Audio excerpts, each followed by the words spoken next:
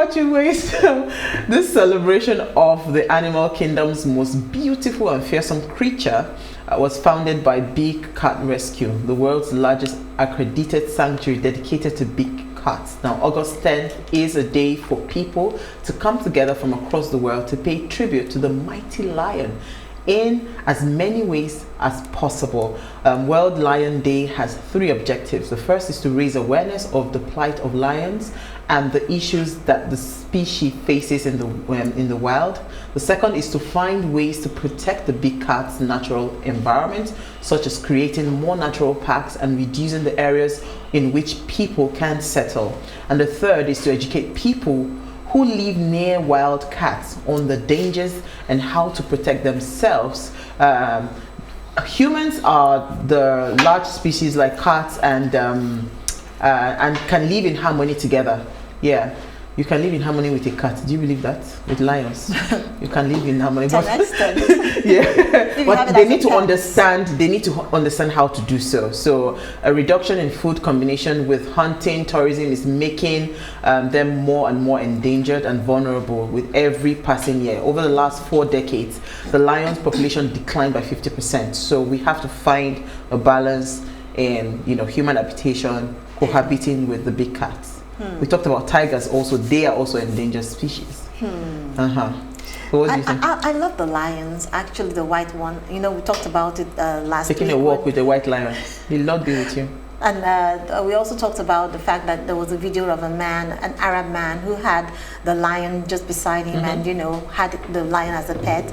So I think if you have a lion who is tamed as a pet, it's nice. But, one day the lion will remember you as food. Congratulations. Honestly, the Emiratis keep lions as pets, the wealthy ones. And it's an endangered species because it's very expensive to purchase. And if you're buying it or spending that kind of money on it, lions eat a lot. Sooner than later, you have to hire a keeper. They have to have an entire area. So you have to be rich to have that kind of pet. It's endangered, and so is the entire world. Yeah, everything. Yeah, I would just say, instead of having them as pets, why don't you just put them out in the wild and load the place with enough buffaloes and all those things so that they would continue to have food to eat. You soon hear that buffalo is endangered. Everything is endangered. Exactly. Everything. Climate change is endangering everything. Absolutely. That's true. 20,000 in the world. You said? 20,000 of them in the world now. That's Lions. how endangered they are. That's how small they are now. So they need to be protected.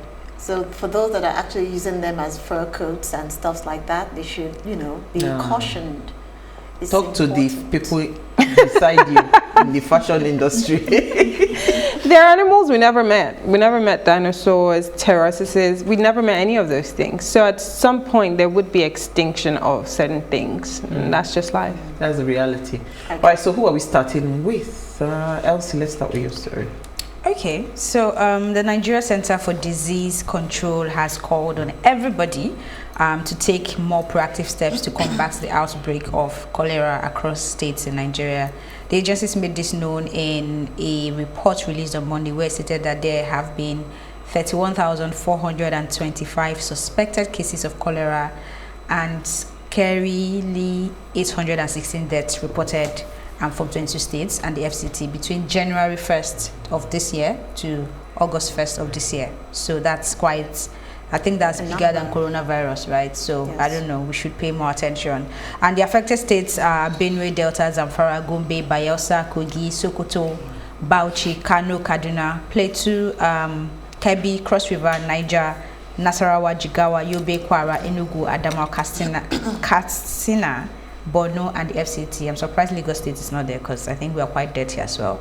But according to the NCDC, the recent outbreak has been very much more due to poor access to clean water, open defecation, poor sanitation, and poor hygiene. Yeah. Wow, that's a tough one. Yeah, it is a scary and tough one. 816 deaths is not a child's play. So let's just try to be clean That's all I can say, because this is not a case for the states or the case for the governor. It is personal. So cholera is something you get from dirty water, you know. So try as much as possible to ensure you know what you're eating.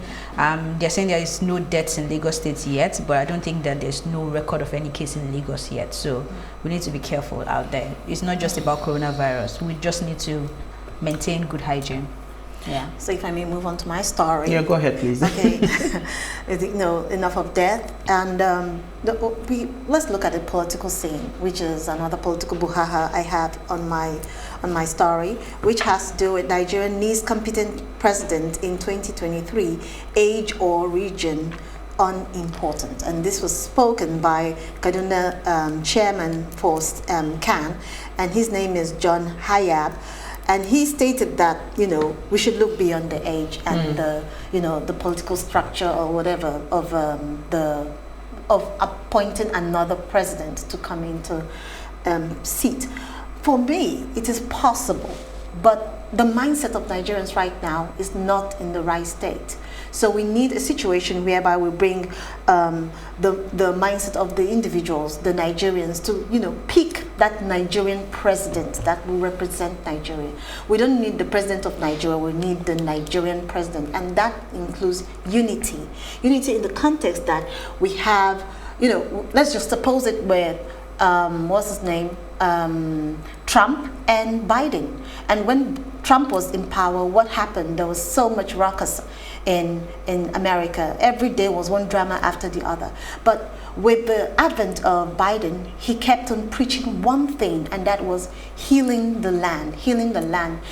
Now he has been working on the mindset of the people compared to before, what was there that, you know, they were very antagonistic against each other, one another. It is not there currently anymore in comparison. So I think we need a Nigerian president who will come in and heal the people and understand that there is actually unity, strength in our unity, basically. Okay. I don't think we have time for my opinion, so just story, Politics. please. Let's move on. What did you find for us in the news? So Andrew Cuomo is the governor for New York, and he just had to resign. This is one thing that we don't do in Nigeria. We don't resign when you mess up. So we need to learn from that. He's resigning because of sexual harassment allegations against him. About 11 women have come out to allege that he's been sexually harassing them. And there's an ongoing investigation currently by the DA's office in New York, the district attorney's office in New York. But that investigation is about to be concluded. So I'm sure Andrew Cuomo is aware of the impending outcome and the fact that it's better he steps down now and lets the government carry on without him.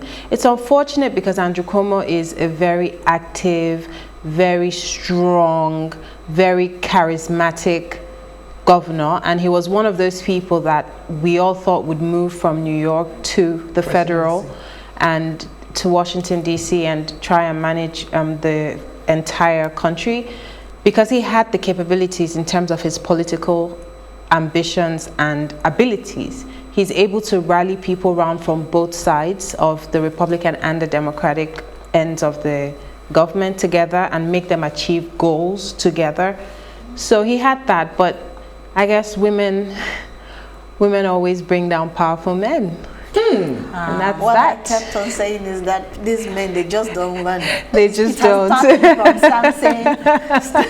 My sister, It you started went from there. Samson. Yeah, Samson, They should have David. learned by now, I mean. Solomon, you know, it's just what it No, is. but the It's just sad like they part set about the trap for his him. allegation, it's not like nobody has actually come to say he had anything. It was just like harassment, things like, oh, you touch on. So I keep telling young boys that are growing up, you don't just go unsolicited handshake, do not give it. Unsolicited hugs, you don't give it. But we'll leave it there because today we have a very serious conversation. Me, I'm not taking my story. You don't worry. We'll take a break now. When we return from the break, we'll continue the conversation on social climbing. Stay with us. We'll be right back.